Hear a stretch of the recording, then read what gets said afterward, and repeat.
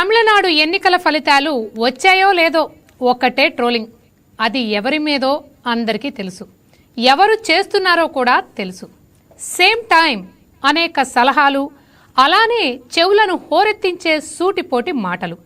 ఆయన సీఎం కావాలని పార్టీ పెట్టలేదు, ఎవరినో ముఖ్యమంత్రి చేయడానికి పార్టీ పెట్టారంటూ వెటకారాలు. విజయ్ తరహాలో మనం సీఎం ఎందుకు కాలేకపోయామనే ఆవేదన, బాధ. వాటన్నింటికీ అదిరిపోయే కౌంటర్ ఇచ్చారు పవర్ స్టార్. తమిళనాడు పరిస్థితులతో ఏపీని ఎలా పోలుస్తారని ప్రశ్నించారు.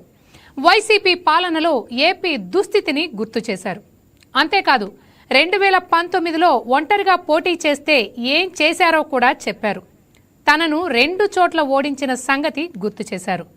ముఖ్యమంత్రి పదవి కోసం పార్టీ పెట్టలేదని, మార్పు కోసమే పార్టీకి పురుడు పోశానని అన్నారు. వంగవీటి రంగానే కాపాడలేకపోయారు కదా అని ప్రశ్నించారు.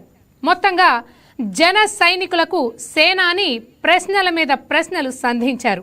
ఇంతకీ పవన్ మాటలను పార్టీ శ్రేణులు అర్థం చేసుకుంటారా? ట్రోల్ చేసే వారి నోళ్లు మూతబడినట్లేనా?